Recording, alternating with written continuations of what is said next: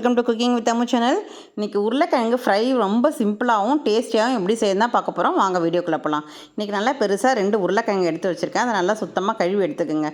மண்ணாக இருக்கும், நல்லா அதை க்ளீன் பண்ணிவிட்டு அதனுடைய மேல் தோலை அப்படியே பீல் பண்ணிக்கலாம். இந்த பாருங்கள், அந்த பீலர் வச்சு அப்படியே நம்ம தோலை எடுத்துக்கணும். நம்ம பக்கத்துலேயே ஒரு கிண்ணத்தில் தண்ணி எடுத்து வச்சுக்கணும். உருளைக்கிழங்கு நான் இன்றைக்கி சின்ன சின்ன பீஸாக தான் நான் கட் பண்ணி செய்ய போகிறேன். ரொம்ப டேஸ்ட்டாக இருக்கும். இந்த மாதிரி செய்தால் குழந்தைங்களை ரொம்ப விரும்பி சாப்பிடுவாங்க. பெரியவங்க எல்லாருமே இதை விரும்பி சாப்பிடுவாங்க. இந்த மாதிரி உருளைக்கிழங்கு பார்த்திங்கன்னா ஒரு 10 நிமிஷத்தில் நமக்கு ரெடி ஆகிடும்.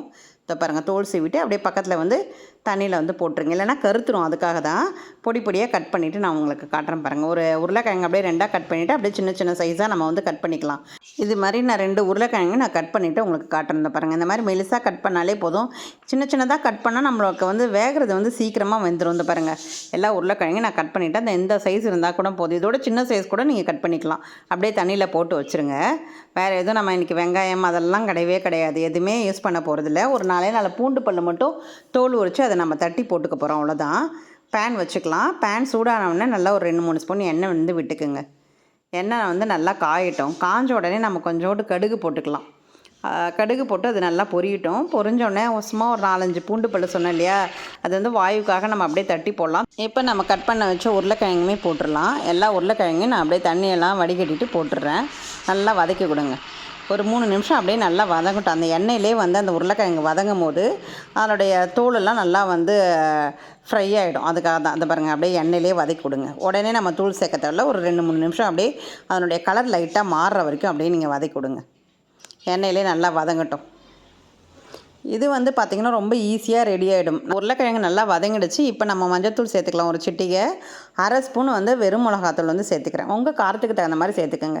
2 உருளைக்கிழங்கு எடுத்துனால நான் கம்மியாக சேர்த்துக்கிறேன். ஒரு 1/4 ஸ்பூன் காஷ்மீர் சில்லி பவுடர் சேர்த்துக்கிறேன் கலருக்காக. ஒரு 1/4 ஸ்பூன் கரம் மசாலா.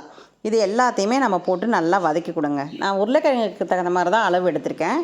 இன்னும் அதிகமாக எடுத்தால் அதுக்கு தகுந்த மாதிரி நம்ம சேர்த்துக்கலாம். இந்த பாருங்கள், நல்லா அப்படியே கிளறி கொடுங்க. இப்போ அந்த எல்லா மசாலாவுமே அந்த உருளைக்கிழங்குல போய் பிடிக்கணும். அதுக்காக தான் அந்த எண்ணெயோடு சேர்ந்து நல்லா வதங்கட்டும். 2 நிமிஷம் வதங்கினோன்னா நம்ம உப்பு சேர்த்துக்கலாம். ஏன்னா சுருங்க உப்புன்னு இது அதிகமாக கரிக்க ஆரம்பிச்சிடும். அதனால் உடனே போடாதீங்க. இந்த பாருங்கள், இந்த மாதிரி நல்லா வதக்கிட்டு கொஞ்சம் சுருங்கினோன்னா நம்ம உப்பு போட்டால் அது கரிக்காமல் இருக்கும். அதுக்காக தான். பாருங்கள், இந்த மாதிரி நல்லா வதக்கிக்கணும். அந்த எண்ணெயிலே அது நல்லா வதங்கணும். இப்போ உப்பு சேர்த்துக்குங்க. ஒரு 1/2 ஸ்பூன் உப்பு சேர்த்துக்குங்க. சின்ன ஸ்பூனால் தான் சேர்த்துருக்கேன் நான். கம்மியாக இருந்தால் நல்லா தான் இருக்கும். கொஞ்சம் நம்ம சேர்த்துட்டாலும் இது கரிக்க ஆரம்பிச்சிடும்.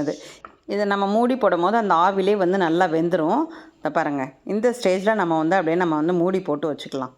எப்படி இருக்குது பாருங்கள், அப்படியே அந்த எண்ணெய் கலரே மாறி உருளைக்கிழங்குடைய கலருமே மாறிடுச்சு பாருங்கள்.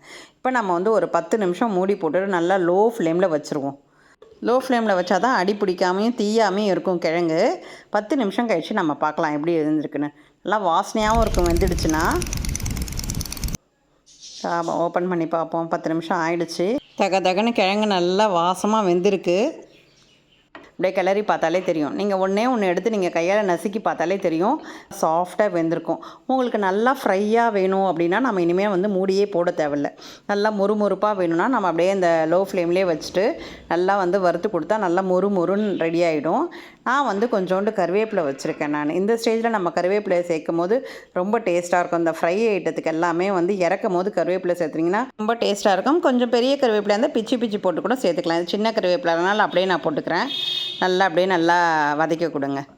அந்த பச்சை ஸ்மெல்லாம் அப்படியே இறங்கி நல்லா வாசமாக இருக்கும். எப்பயுமே இந்த மீன் ஃப்ரை, இந்த மாதிரி உருளைக்கிழங்கு ஃப்ரை, எந்த ஃப்ரையாக இருந்தாலுமே நீங்கள் இறக்குற நேரத்தில் அப்படியே கருவேப்பிலை ஒரு கொத்து போட்டு இறக்குனிங்கன்னா ரொம்ப டேஸ்ட்டாக இருக்கும். இப்போ பாருங்கள், அப்படியே கமகமன்னு அந்த எண்ணெயெல்லாம் சுண்டி அந்த கிழங்கு எவ்வளோ சாஃப்டாக வெந்திருக்கு பாருங்கள். உங்களுக்கு பார்த்தாலே தெரியும் பாருங்கள். நல்லா தகன்னு இருக்குது கிழங்கு எல்லாமே. இதை எடுத்து கரண்டியில் எடுத்து காட்டுறேன் பாருங்கள் உங்களுக்கு. நம்ம ஒன்று எடுத்து குத்தி பார்த்தாலுமே தெரியும், அப்படியே அவ்வளோ சாஃப்டாகிடும். நம்ம தண்ணிலாம் ஊற்றலை, அதனால தான் நான் ஸ்லோவில் வைக்க சொன்னேன். மூடி போட்டு உங்களை வேக வைக்க சொன்னது 10 நிமிஷம். அதுக்காக தான். இன்னும் உங்களுக்கு ஃப்ரையாக வேணால் நீங்கள் நல்லா இன்னும் ஒரு 2 மினிட்ஸ் கழிச்சு கூட ஆஃப் பண்ணிக்கலாம். நம்ம இப்போ ஒரு பிளேட்டில் மாற்றிக்கலாம். இதை பாருங்கள், அப்படியே சுட நம்மளுடைய உருளைக்கிழங்கு ஃப்ரை ரெடி. இதே அளவோடு நீங்களும் செய்து பார்த்துட்டு கமெண்ட் பண்ணுங்கள் ஃப்ரெண்ட்ஸ். நம்ம சேனலுக்கு புதுசாக வந்திருக்கவங்க லைக் பண்ணுங்கள், ஷேர் பண்ணுங்கள், சப்ஸ்கிரைப் பண்ணுங்கள். மறக்காமல் பெல் பட்டனை ப்ரெஸ் பண்ணுங்கள். அப்போ தான் நான் போடுற வீடியோ உடனே வரும். நாளைக்கு பார்க்கலாம் ஃப்ரெண்ட்ஸ். பாய்.